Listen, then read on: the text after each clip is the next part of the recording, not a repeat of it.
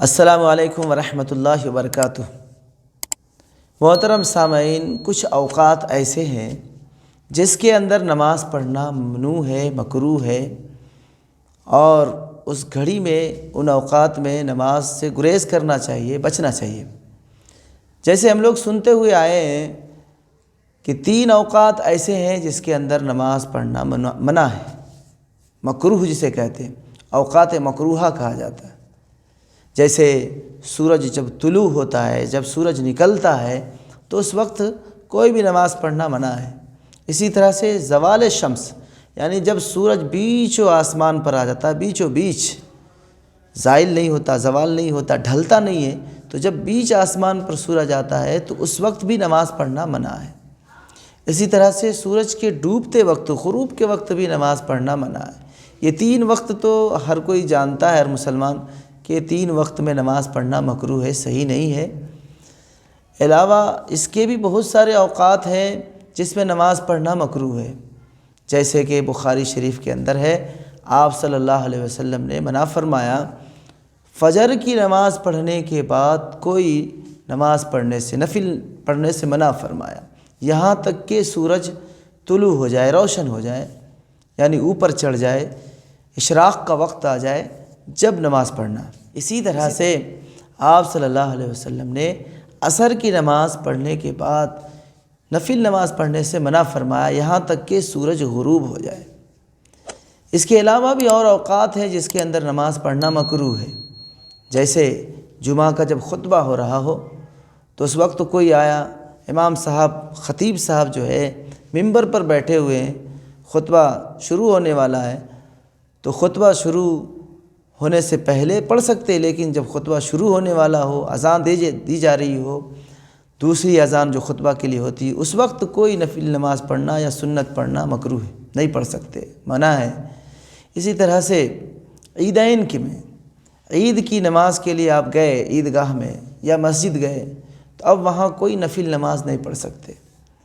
یا پھر عید کی نماز ختم ہو گئی تو عید کی نماز کے ختم کے بعد عیدگاہ میں یا مسجد میں بھی کوئی نماز نہیں پڑھ سکتے، نہ اس سے پہلے، عید کی نماز سے پہلے، اور نہ عید کی نماز کے بعد، جب کہ آپ عیدگاہ میں ہوں یا مسجد میں ہوں تو نماز پڑھنا مکروہ ہے۔ اسی طرح سے جیسے عرفات کا میدان ہے، عرفات میں آپ گئے اور جمع بین الصلاتین ہو رہا ہے، یعنی عرفات کے میدان میں جو 9 ذی الحجہ کو حاجی لوگ جاتے ہیں اور وہاں وقوف کرتے، ٹھہرتے ہیں، تو وہاں 2 نماز ایک ساتھ پڑھتے ہیں، یعنی ظہر اور عصر کی نماز ملا کے پڑھتے ہیں، ان دونوں کے درمیان کچھ وقفہ نہیں رہتا، تو اس تھوڑی سے وقفے میں اگر رہے بھی تو اس میں اگر کوئی نفل پڑھنا چاہے تو مکروہ ہے، نہیں پڑھنا چاہیے۔ اسی طرح سے 9 تاریخ کے سورج کے غروب ہونے سے پہلے عرفات سے حاجی لوگ دوسرے میدان میں جاتے ہیں جس کا نام مزدلفہ ہے۔ مزدلفہ میں مغرب اور عشاء دونوں نماز ایک ساتھ پڑھتے ہیں، تو اس مغرب اور عشاء کے درمیان کوئی نفل پڑھنا مکروہ ہے۔ اسی طرح سے بعض وہ صورت بھی ہے جیسے کہ آپ کو کوئی حاجت درپیش ہے اور جس کی وجہ سے آپ کا ذہن اور دماغ اور دل بٹا جا رہا ہے اور اسی کی طرف آپ کا دل اور دماغ لگا ہوا ہے، ایسے وقت بھی نماز پڑھنے سے منع کیا گیا۔ جیسے انسان کو سخت ضرورت پیش آئی ہو استنجے کی، یعنی پیشاب کی یا اور دوسرے نمبر کی ضرورت پیش آئی سخت، اور پھر وہ نماز میں مشغول ہو، تو پھر اس کا دماغ تو دوسری طرف ملتفت ہوگا، نماز میں ملتفت نہیں ہوگا۔ اس لیے فقہاء کرام نے ایسے وقت میں بھی نماز پڑھنے سے منع فرمایا اور کہا مکروہ ہے، جب تک وہ حاجت پوری نہ ہو جائے، اور حاجت کو پوری کر کے اطمینان قلبی حاصل نہ ہو جائے اور شرح صدر نہ ہو جائے تو پھر اس وقت نماز نہیں پڑھنا چاہیے، بلکہ جب دل اطمینان ہو جائے تو فارغ ہو کر کے اطمینان کے ساتھ نماز پڑھے۔ تو اس طرح سے بہت سارے اوقات ہیں جس کے اندر نماز پڑھنا مکروہ ہے۔ فجر کے بعد بتایا گیا،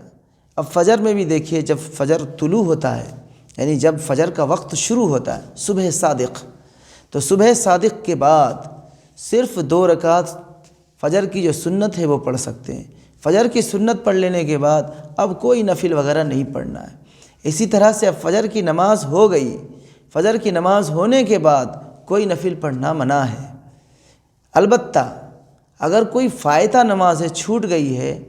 یعنی کوئی فرض چھوٹ گئی تھی پہلے کی، تو وہ فائتہ نماز پڑھ سکتے ہیں، قضا کر سکتے ہیں۔ یا اسی طرح سے کوئی قرآن پڑھ رہا تھا، ابھی سورج طلوع نہیں ہوا ہے لیکن فجر کی نماز ہو چکی ہے، تو اگر سجدہ تلاوت پڑھ لیا، قرآن پڑھتے پڑھتے سجدہ تلاوت آ گیا، تو فجر کی نماز کے بعد فوری بعد بھی آپ سجدہ تلاوت کر سکتے ہیں، اس کی اجازت ہے۔ اسی طرح سے عصر کی نماز کے بعد، عصر کی نماز کے فوری بعد فائتہ نماز، چھوٹی ہوئی نماز، قضا نماز پڑھ سکتے ہیں، کوئی نفل نماز نہیں پڑھ سکتے۔ نفل پڑھنا مکروہ ہے، نفل پڑھنا مکروہ ہے۔ البتہ کوئی چھوٹی ہوئی نماز ہے یا قضا ہے یا کوئی واجب چیز، جیسے قرآن پڑھ رہے تھے بیٹھ کے، عصر کی نماز کے بعد سجدہ تلاوت آ گیا تو فوراً آپ سجدہ تلاوت بھی کر سکتے، یہ منع نہیں ہے، جائز ہے۔ البتہ نفل پڑھنا مکروہ ہے۔ اب دیکھیے، فجر اور عصر میں دو وقت ہیں، ایک تو فجر کی نماز کے بعد اور ایک عصر کی نماز کے بعد۔ یہ نماز پڑھ لیے تو اب نفل پڑھنا مکروہ ہے۔ تو یہ عصر اور فجر کے بعد کا جو وقت ہے، یعنی عصر کی نماز اور فجر کی نماز پڑھنے کا وقت جو مکروہ کہلاتا ہے، یہ وقت مکروہ نہیں ہے بلکہ نماز پڑھنے کے بعد نفل پڑھنا مکروہ ہے۔ اسی طرح سے کسی بھی وقت کی نماز کے لیے اقامت کہہ دی گئی تو اس وقت بھی نماز پڑھنا مکروہ ہے، سوائے فجر کی دو سنت کے۔ تو فجر کی دو سنت اگر کسی نے نہیں پڑھی ہے تو فقہاء کرام نے اس کی اجازت دی ہے۔ اور البتہ جو چار نمازیں ہیں، جیسے ظہر ہے، عصر ہے، مغرب ہے، عشاء ہے، اب اس کے لیے اقامت دے دی گئی ہو تو اس میں کوئی نفل ہے، کوئی سنت ہے، کوئی نماز پڑھنا نہیں ہے، مکروہ ہے، سوائے فجر کی دو سنت فجر کے وقت، کہ اگر اس کے لیے اقامت کہہ دی گئی اور آپ نے سنت نہیں پڑھا ہے تو اس کی اجازت ہے کہ آپ سنت پڑھ لیں اور پھر نماز کے اندر داخل ہو۔ اس کی وجہ کیا ہے؟ ایسا نہیں ہے کہ یہ فقہاء کرام نے جو اجازت دے دی ہے تو وہ اپنی طرف سے اجازت دی ہے، بلکہ اس کے لیے بہت سارے آثار ہیں۔ حدیث کی کتابوں کے اندر بہت ساری ایسی باتیں ہیں جس کی وجہ سے فقہاء کرام نے اجازت دی، ان آثار کو دیکھ کر اور صحابہ کے معمولات کو دیکھ کر۔ جیسے حضرت عبداللہ ابن مسعود رضی اللہ تعالی عنہ، حضرت عبداللہ ابن عمر رضی اللہ تعالی عنہ، حضرت عبداللہ ابن عباس رضی اللہ تعالی عنہ، اور اسی طرح سے حضرت ابو دردہ رضی اللہ تعالی عنہ، بہت سارے صحابہ کرام ہیں جن کے آثار سے یہ بات ثابت ہے کہ وہ جب نماز ٹھہر جاتی تھی فجر کی، اور اگر وہ نہیں پڑھے ہیں تو وہ کسی ستون کے پیچھے یا پھر بالکل مسجد کے سب سے باہر ہو کر کے جہاں جماعت ٹھہر رہی ہو وہاں نہیں، بلکہ الگ تھلگ ہو کر کے وہ سنت پڑھ لیتے تھے، پھر جماعت میں شامل ہوتے تھے۔ تو اور صحابہ کرام، اس کے بارے میں تو ہم یہ نہیں سوچ سکتے اور یہ کہہ نہیں سکتے کہ ان کا اعمال پیارے آقا صلی اللہ علیہ وسلم کے حکم کے خلاف ہوگا۔ ان کی شان ایسی نہیں ہے کہ صحابہ کرام پیارے آقا صلی اللہ علیہ وسلم کے حکم کے خلاف ورزی کریں، ہم تو سوچ بھی نہیں سکتے۔ تو ان سارے بڑے بڑے صحابہ کرام کے اس اعمال سے یہ پتہ چلتا ہے کہ وہ آپ صلی اللہ علیہ وسلم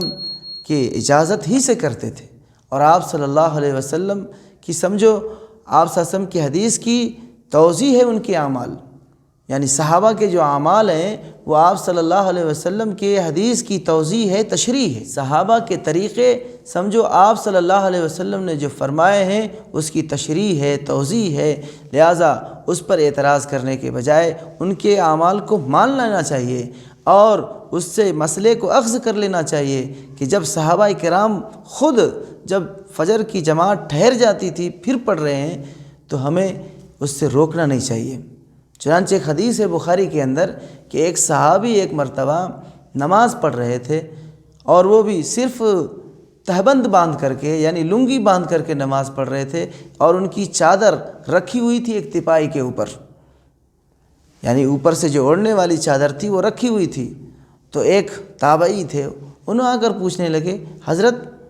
یعنی نماز کے بعد پوچھنے لگے، آپ صرف تہبند میں نماز پڑھ رہے ہیں جبکہ آپ کی چادر رکھی ہوئی ہے، آپ چاہتے تو دو کپڑے پہن کر کے نماز پڑھ سکتے تھے، آپ نے ایسا کیوں کیا؟ تو انہوں نے کہا میں نے اس لیے ایسا کیا تاکہ تم جیسے احمق کو بتا سکوں، یعنی تم کو تو اعتراض کرنے کے بجائے میرے عمل سے یہ مسئلہ سیکھنا چاہیے، اخذ کرنا چاہیے، لینا چاہیے کہ میں تم جیسے احمق کو سکھانے کے لیے ایسا کیا۔ تم میرے عمل کو دیکھ کر کے مسئلہ اخذ کرنا تھا کہ یہ جائز ہے، اس طرح بھی پڑھ سکتے ہیں، چہ جائے کہ تم اعتراض کرو، چہ جائے کہ تم مجھ سے مسئلہ پوچھو۔ تو پتہ یہ چلا کہ صحابہ کرام کے جو اعمال ہیں وہ حدیث کی خود توضیح ہے اور تشریح ہے۔ تو بہت بڑے بڑے صحابہ کرام سے یہ معمولات ہیں اور ان کا یہ عمل ہے کہ جماعت ٹھہری ہوتی تھی، اور اگر وہ فجر کی سنت نہیں پڑھے ہوتے تو پھر وہ پیچھے ہٹ کر کے، یعنی اگر صحن میں ہے یا کسی ستون کے پیچھے اس کو پڑھ لیتے تھے، پھر جماعت میں شریک ہوتے تھے۔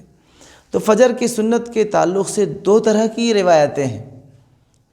اگر آپ چاہیں تو سنت بنا پڑھے ہوئے بھی شریک ہو سکتے ہیں، اس حدیث پر عمل کرتے ہوئے جو آپ صلی اللہ علیہ وسلم نے فرمایا، اور بخاری میں ہے کہ جب جماعت ٹھہر جائے تو پھر کوئی نماز نہیں ہے سوائے فرض نماز کے۔ اس حدیث پر عمل کرتے ہوئے اگر آپ شریک ہونا چاہیں جماعت میں تو شریک ہو سکتے ہیں، اور اگر آپ سنت پڑھ کر کے آنا چاہتے ہیں، شریک ہونا چاہتے ہیں، اس پر بھی عمل کر سکتے ہیں۔ دونوں طریقے صحابہ سے ثابت ہے۔ چنانچہ ایک روایت میں ہے کہ حضرت عبداللہ ابن مسعود رضی اللہ تعالیٰ عنہ اور حضرت ابو موسیٰ اشعری رضی اللہ تعالیٰ عنہ، یہ دونوں صحابی آئے، جماعت ٹھہر چکی تھی فجر کی، تو حضرت عبداللہ ابن مسعود رضی اللہ تعالیٰ عنہ ایک ستون کے پیچھے پہلے 2 رکعت یہ سنت پڑھ لیے، پھر جماعت میں شامل ہوئے، اور حضرت ابو موسیٰ اشعری رضی اللہ تعالیٰ عنہ ڈائریکٹ جماعت میں شریک ہو گئے۔ انہوں نے سنت نہیں پڑھی، جماعت سے نماز پڑھ لیے، پھر جب سنت پڑھنا تھا تو کیا کیے، وہ اسی جگہ نماز پڑھ کر کے ٹھہرے رہے، بیٹھے رہے، ذکر و اذکار میں مشغول رہے، اوراد و وظائف میں مشغول رہے، اور پھر جب سورج طلوع ہو گیا، سورج روشن ہو گیا، اوپر چڑھ گیا، تو پھر ان دونوں رکعت جو سنت قضا ہو گئی تھی، چھوٹ گئی تھی، ان کی قضا کی۔ تو یہ دونوں طریقے ہیں۔ اگر آپ کو پڑھنا ہے تو پڑھ کر کے شریک ہو جائیے، اور وہ بھی شریک کب تک ہونا ہے اس کے لیے بھی فقہاء کرام نے تحدید کی ہے کہ اگر آپ کو قاعدہ اخیرہ، یعنی 2 رکعت پہ جو فجر کی نماز میں بیٹھیں گے، جس کو قاعدہ اخیرہ کہا جاتا ہے، جس میں تشہد درود شریف پڑھتے ہیں، اگر وہ مل جانے کا آپ کو امید ہے، اگر وہ مل جانے کی آپ کو امید ہے کہ ہم قاعدہ اخیرہ پا لیں گے، تو آپ فجر کی سنت پڑھ لیں پہلے اور پھر شامل ہوں۔ اور اگر یہ امید نہیں ہے کہ ہم کو رکعت ہی کوئی نہیں ملے گی، نماز چھوٹ جائے گی، تو پھر اس وقت پڑھنا ناجائز ہے، بلکہ جماعت میں شریک ہو جانا۔ اور یہ چیز بھی یاد رکھیں کہ یہ جو 2 سنت فقہاء کرام نے پڑھنے کی اجازت دی ہے، تو وہ کہاں پہ پڑھنے کی اجازت دی ہے؟ وہ اس جگہ پڑھنے کی اجازت دی ہے جہاں پہ جماعت ہو رہی ہو، وہاں پہ نہیں، بلکہ اس سے دور ہٹ کر کے صحن مسجد میں، یا کوئی ستون وغیرہ ہے، کوئی پیلر وغیرہ ہے، تو وہاں الگ تھلگ نماز پڑھے، ایسا محسوس نہ ہو کہ ہم الگ اسی جگہ نماز پڑھ رہے ہیں، بلکہ الگ تھلگ صحن میں یا دور میں یا پھر آس پاس میں کوئی گھر ہے وہاں پڑھ لیں۔ جیسے کہ حضرت عبداللہ ابن عمر رضی اللہ تعالیٰ عنہ کے بارے میں آتا ہے کہ وہ ایک مرتبہ مسجد نبوی تشریف لائے تو دیکھا کہ نماز شروع ہو چکی ہے، تو وہ سنت نہیں پڑھے تھے، تو وہ حضرت حفصہ رضی اللہ تعالیٰ عنہ کے گھر آئے، یعنی قریب میں مسجد نبوی کے بالکل لگے ہوئے حضرت حفصہ رضی اللہ تعالیٰ عنہ کا گھر تھا، ان کی بہن تھی وہ، اور آپ صلی اللہ علیہ وسلم کی جوزا بھی ہوتی ہیں۔ تو وہ ان کے گھر گئے، وہ 2 رکعت سنت پڑھ لیے اور پھر جماعت میں شریک ہوئے۔ تو اسی جگہ نہیں پڑھنا ہے جس جگہ جماعت ٹھہری ہوئی ہے، اسی جگہ نہیں پڑھنا، بلکہ اس سے ہٹ کے کسی کونے میں چلے جائے، یا کوئی پلر ہے اس کی اوٹ میں، اس کے آڑ میں نماز وہ 2 رکعت سنت پڑھنا ہے۔ ہم دیکھتے ہیں بہت مرتبہ ایسا کہ جماعت ٹھہری ہوئی ہے اور دوسرے صف میں سنت پڑھ رہے، تو اس طرح سے پڑھنا منع ہے، مکروہ ہے، یہ بھی مکروہ ہو جائے گا، یعنی جتنا صف سے زیادہ قریب ہوگا اتنا مکروہ ہوگا۔ اگر پڑھنے کی جو اجازت دی ہے وہ دور رہ کے پڑھنے کا ہے۔ اور ایک چیز یہ بھی بتانا ہے کہ بہت سارے ہمارے احباب ہوتے ہیں، دوست ہوتے ہیں، اگر فجر کی سنت نہیں پڑھے ہیں تو وہ جماعت میں تو شریک ہو جاتے ہیں، اور جماعت سے جیسے ہی سلام پھیرتے ہیں تو وہ صف سے باہر جا کر کے پھر فوراً نماز پڑھنا شروع کرتے ہو، یعنی وہ 2 رکعت جو چھوٹ گئی ہے اس کو پڑھنا شروع کر دیتے ہیں، تو یہ بھی پڑھنا صحیح نہیں ہے، یہ مکروہ ہے، کیونکہ بخاری شریف کے اندر صراحتاً منع کیا ہے آپ صلی اللہ علیہ وسلم نے کہ اگر کسی کی نماز چھوٹ گئی اور فجر کی 2 سنت نہیں پڑھ سکے تو ان کو چاہیے کہ وہ جب تک سورج بلند نہ ہو جائے جب تک نہ پڑھے۔ تو یہ حکماً آپ صلی اللہ علیہ وسلم نے منع فرمایا ہے، لیکن وہ احباب جو پڑھتے ہیں تو وہ اپنی دلیل میں پیش کرتے ہیں، جیسے مستدرک حاکم کی ایک روایت ہے، حضرت قیس رضی اللہ تعالیٰ عنہ کی روایت پیش کرتے ہیں کہ وہ فجر کی نماز کے بعد 2 رکعت پڑھ رہے تھے، آپ صلی اللہ علیہ وسلم نے ان کو دیکھا تو آپ صلی اللہ علیہ وسلم نے ان سے پوچھا کیا کر رہے ہو، یہ کون سی نماز ہے؟ تو انہوں نے کہا کہ یہ 2 رکعت سنت مجھ سے رہ گئی تھی، میں نہیں پڑھ سکا تھا، وہی 2 سنت پڑھ رہا ہوں۔ تو آپ صلی اللہ علیہ وسلم نے سکوت فرمایا، خاموش رہے، کچھ نہیں کہا۔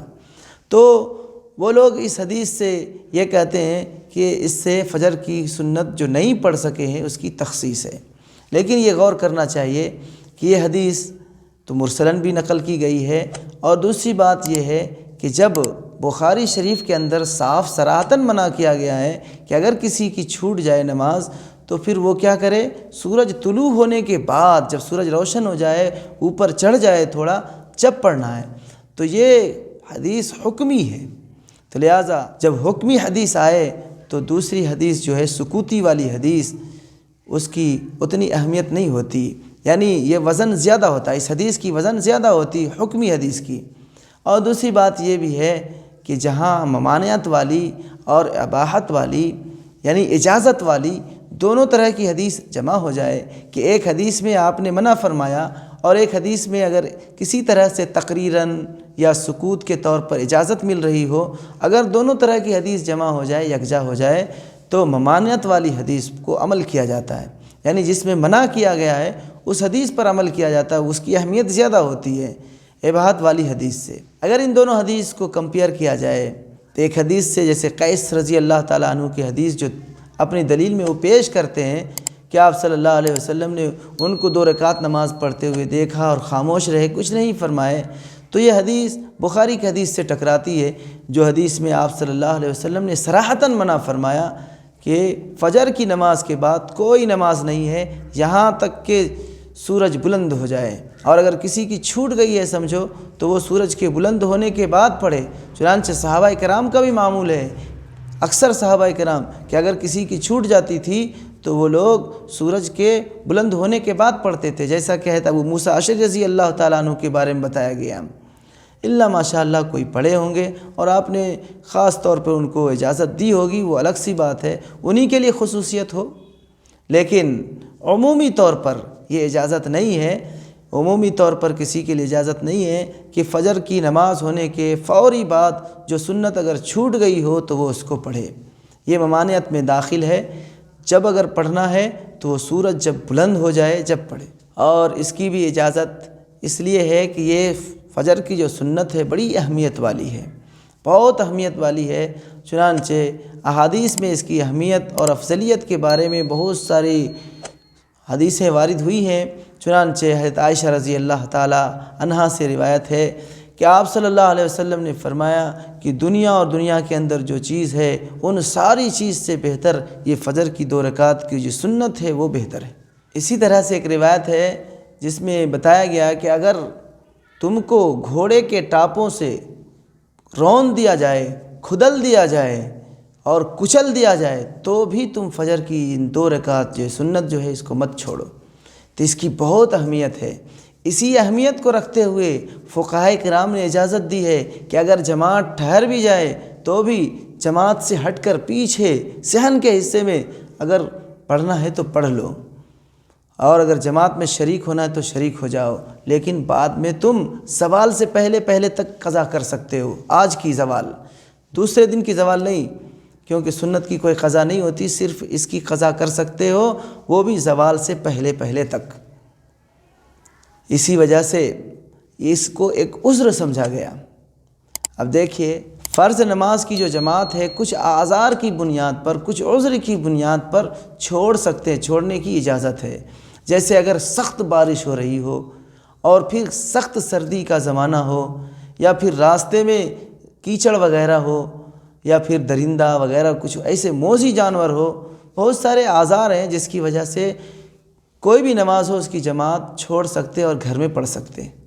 تو اسی وجہ سے فقہائے کرام نے یہ بھی کہا کہ فجر کی 2 رکعت کی سنت کی اہمیت اتنی ہے کہ آپ صلی اللہ علیہ وسلم نے فرمایا کہ اگر گھوڑوں کے ٹاپوں سے تم کو روند دیا جائے، کچل دیا جائے، پھر بھی اس سنت کو نہ چھوڑو، تو سمجھو یہ بھی ایک عذر ہے کہ اتنی اہمیت کو پانے کے لیے تھوڑا سے جماعت میں ہم تاخیر کر سکتے ہیں اور اس کو پڑھ لینے کے بعد پھر جماعت میں شریک ہو سکتے ہیں، لیکن اس کے لیے بھی یہ شرط لگائے کہ جب جماعت پا جانے کی امید ہو،